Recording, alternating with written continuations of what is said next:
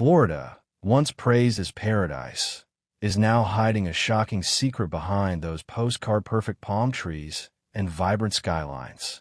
Thousands of Floridians, hardworking parents, veterans, and retirees, are living a nightmare in tents, shelters bursting at the seams, or even in their cars.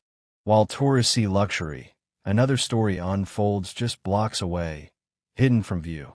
But what's truly outrageous is Florida's shocking response, banning sleeping in public areas, cracking down on feeding the homeless, and swiftly clearing encampments ahead of high-profile events.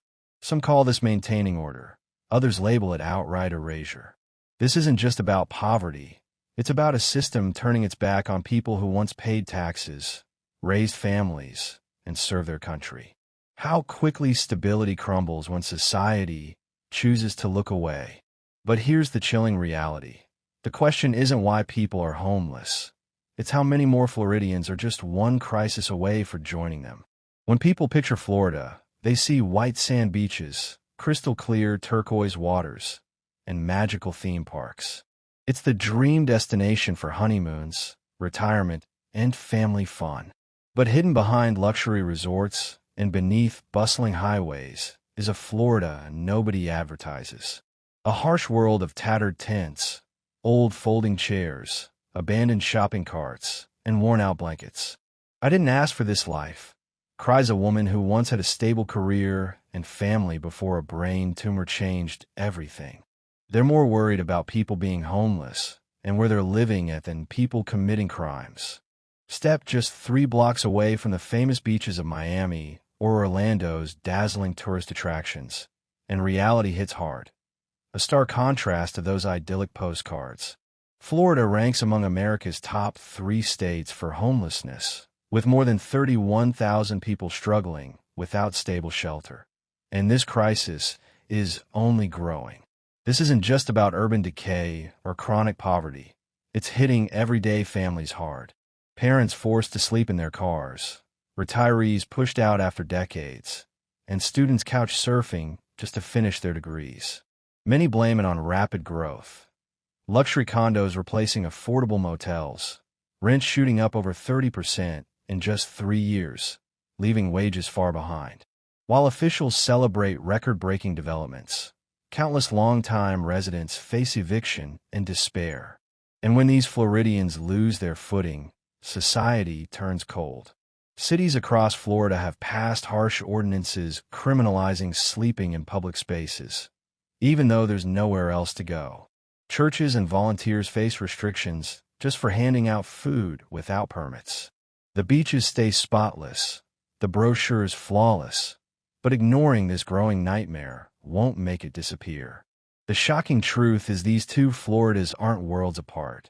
The line between luxury and desperation is frighteningly thin. With soaring costs and shrinking resources, it's becoming easier than ever to slip from stability to crisis. Behind these numbers are real stories of heartbreak. Floridians who once thought they were secure, only to find themselves suddenly without a home. Many experiencing homelessness aren't even visible, hiding in motels, doubling up with relatives, or sleeping in cars.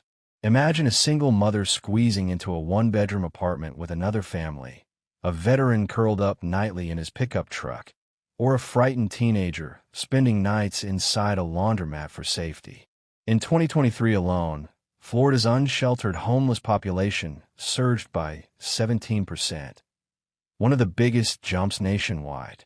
Yet, every single statistic represents a real person teetering on a delicate edge between security and disaster. Nobody ever plans to become homeless. It creeps up slowly. One missed paycheck, a sudden medical emergency, a broken-down car at exactly the wrong moment. These are all it takes to slip through the cracks. And once down, climbing back feels impossible. Increasingly, cities across Florida aren't helping. They're criminalizing those who've already lost everything. No counseling, no therapy, no assistance, just punishment for falling on hard times. This isn't just their crisis. It's a stark reminder of how close any of us might be to the edge. All it takes is one wrong turn, and life's road map vanishes forever. Are you ready to uncover the harsh truth behind Florida's glittering facade? Florida now calls it simple survival a crime, and the whole world should be shocked. Local rules are popping up like weeds in summer heat, and each one tells people, without homes to move along or pay a price. Sleeping on a park bench? Ticket. Parking your car for the night because it is the only roof you have left? Fine. Even a humble backpack can get you in trouble if it rests on the wrong sidewalk. Every new rule sounds like it protects tourism, yet it feels like an eviction notice for the poorest. City leaders defend these crackdowns with glossy words about order and safety, but for the people living under bridges and beach pavilions, the message cuts straight through the heart. They hear one thing: only your very existence is unwelcome. Some towns now forbid sleeping in vehicles, once a last refuge for families who lost their rentals. Others slap steep penalties on anyone daring to pitch a tarp against the rain. In one famous South Florida case, officials made it illegal to store personal belongings on public ground, which means a sleeping bag has the same status as stolen loot. How can anyone rebuild when even a blanket turns into evidence? The punishment cycle is brutal. You receive a ticket for napping on warm sand because you have no other bed. You skip court because you lack money, transport, or both. Suddenly a warrant hangs over your head like a storm cloud. The cost is not only dollars, it is dignity. A former warehouse worker, now sheltering beneath a bridge in St. Petersburg, explains his fear. It's not just being broke, it's feeling like you're being pushed further out every day, like your presence alone is a problem. He hauls his life in a plastic bin on squeaky wheels, shifting location every few hours, hoping complaints will not follow. Many police officers admit they feel trapped by policy. One Miami-Dade officer sighs, "We're not solving anything, we're just shifting people from one block to the next." Shelters are packed, wait lists stretch forever, and the badge can offer no real doorway out. The officer does not want to punish sleep, yet the handbook leaves no other box to tick. The contrast slams hardest in a state that sells paradise to millions each year. Huge sums flow into beach makeovers, sidewalk art, light shows, and festival stages. Meanwhile, funds for outreach and transitional housing crawl forward like a snail. Glitter hides hardship, yet the two worlds share the same zip code. For many unhoused residents, the hardest battle is not hunger, it is staying invisible, so no one calls the cops. Every sunrise means a fresh gamble. Do you rest and risk a ticket, or keep walking until exhaustion wins? This fight is not only about laws, it is about worth. If lying down to sleep becomes punishable, what does that say about who matters in the Sunshine State? When comfort for some demands the removal of others, the crisis turns from economic into moral. But the emergency reaches deeper than tents under overpasses. An army of workers clocks in every morning, cleans hotel rooms, flips burgers, guides roller coaster lines, then clocks out with no place to live. According to the National Low-Income Housing Coalition, a person earning the state minimum wage would need to work 92 hours each week to afford a simple one-bedroom at market price. That is 2 full jobs plus overtime, just for 4 walls. Even higher earners feel the vice tightening. Since 2020, rents in Miami, Orlando, and Tampa have jumped more than 30%, while paychecks barely budged. 1 out of 3 tenants now spends over half of all income on housing alone. Budget math fails long before the month ends. These workers are not lazy. They wash dishes, fold hotel sheets, drive delivery vans, and care for grandparents in nursing homes. Yet they sleep in motels, parking lots, and sometimes gift shop bathrooms before starting the next shift. Some pedal bikes for miles at dawn, others take turns sitting upright in a vehicle seat, because there is no safe lot to stay the whole night. The phrase "working homeless," once rare, is now part of daily speech. It shatters the classic promise that hard work leads to a secure home. In Florida, that link is breaking. Safety nets that should catch a family in free fall are full of holes. SNAP and Medicaid still exist on paper, but pay even a few dollars above the limit, and the lifeline vanishes. This working poor trap grips thousands who earn too much to qualify, yet too little to survive. During recent eligibility reviews, nearly 1 million residents face the loss of health coverage.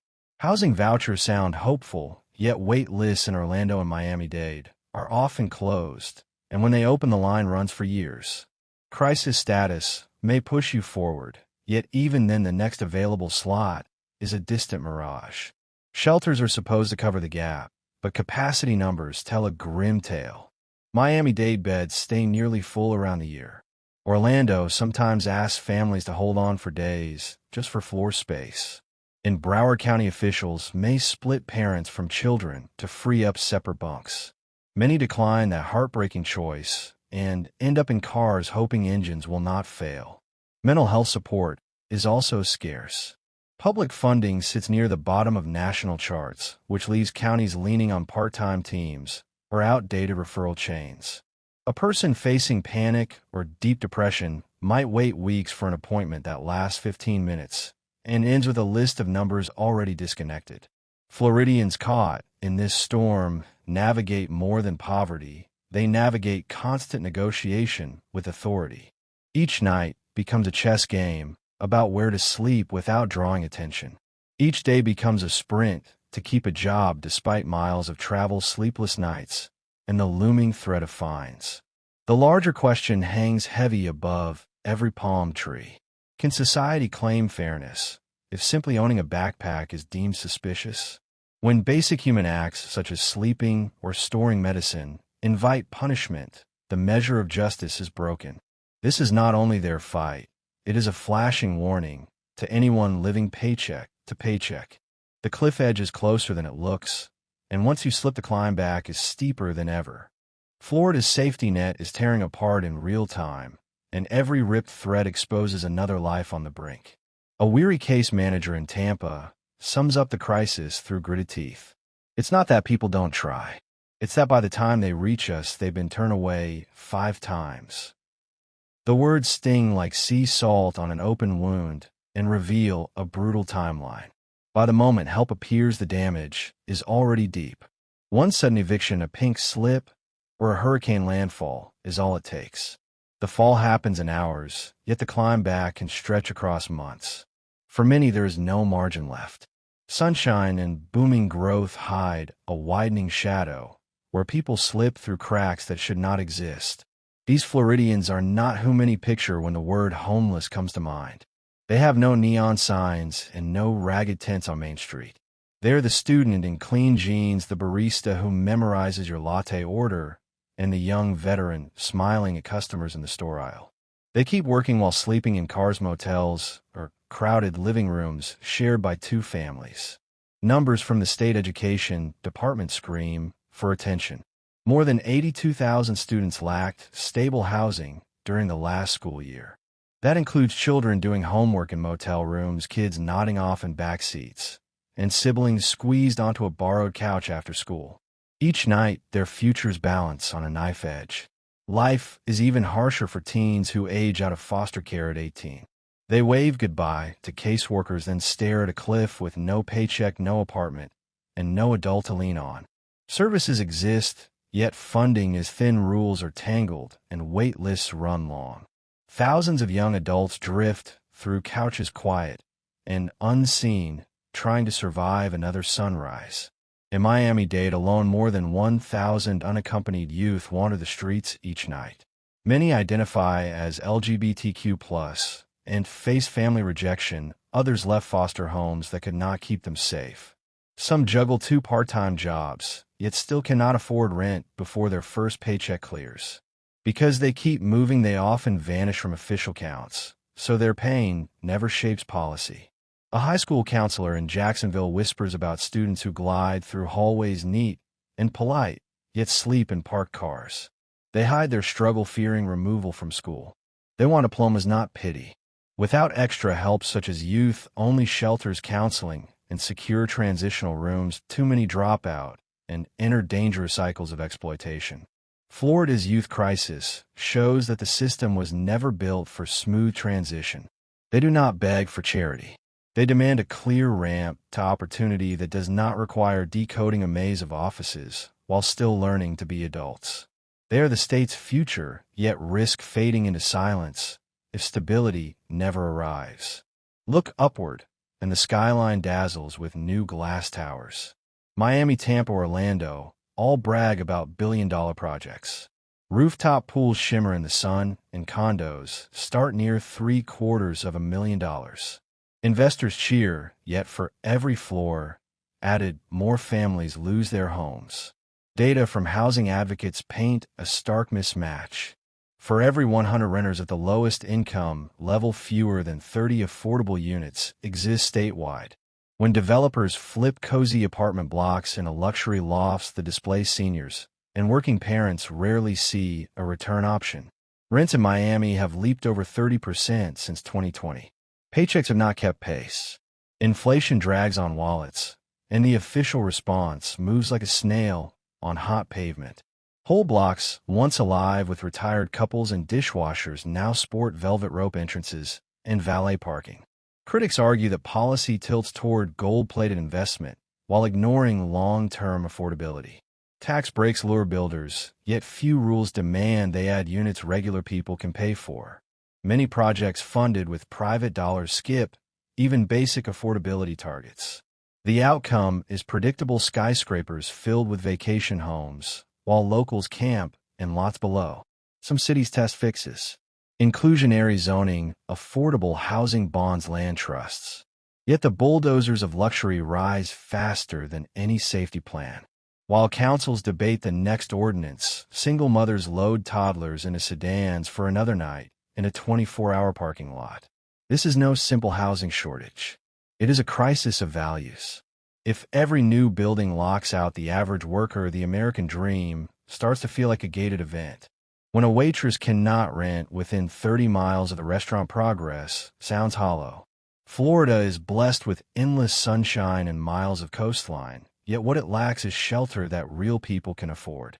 Behind every perfect postcard stands a neighbor turned invisible, a daycare helper, now sleeping in a minivan, a veteran who once guarded freedom but cannot guard a rental lease. The war between homelessness and policy grows fiercer each season. Comment below with your thoughts on how Florida can bridge this widening divide. Like, share, and subscribe so these hidden stories reach more eyes and maybe spark change. Thank you for watching. We use public data and direct accounts to raise awareness and invite conversation. We speak for no political group and provide no legal counsel. Our mission is simple: shine a light on the cracks before more lives fall through.